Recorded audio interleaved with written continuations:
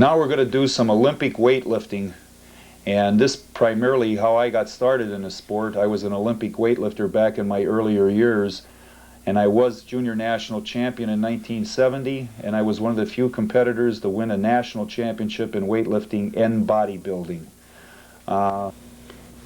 Here you'll see a lifter performing a two-hand snatch, which is the quick lift in Olympic weightlifting, taking a wide grip on the bar, pulling the weight from the floor overhead in one motion, either by squat style or split. In the picture here he did a squat snatch. Timing is very crucial in this, and the pulling the weight overhead and locking it overhead. This takes a lot of speed and agility, plus a lot of strength to perform this exercise.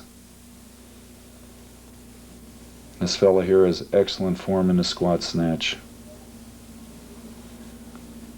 And here we see it in slow motion, how the bar is pulled to a high pull position and squat down and underneath and catch it with perfect balance, catch the weight, stand up with it. Very difficult lift to master. And before you think of getting into Olympic weightlifting, believe me, there's a lot of work in getting technique down.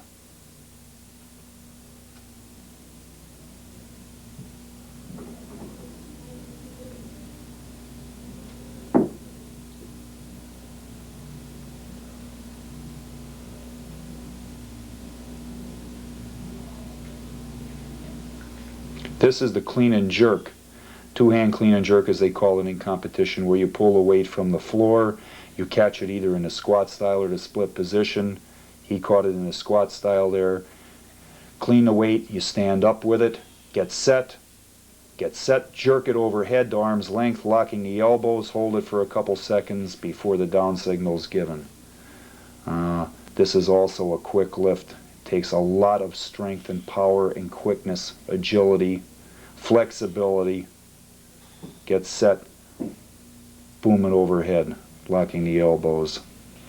And there has been clean and jerks made in the neighborhood of 600 pounds by the super heavyweights. This is a lot of weight to put overhead. 400 pounds is a lot of weight to put overhead.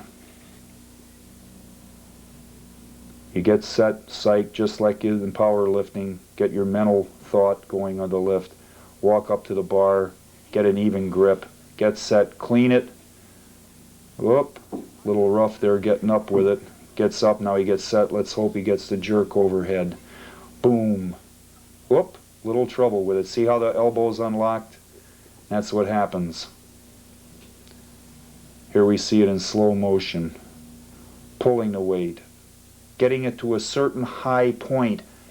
Whipping it. Getting underneath it. Catching it down in a squat position. Elbows are up. Getting up. Oh, didn't quite get up with it. Rebounded on it. Now he's getting up with it. Really looks tough.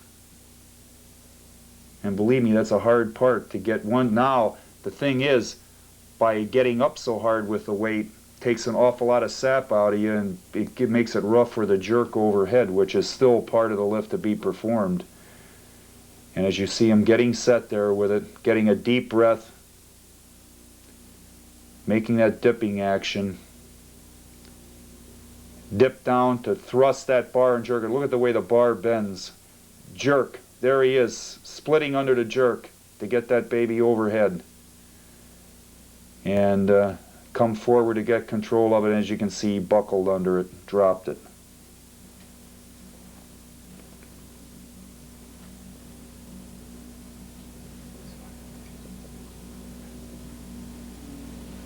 Here we see the movement again.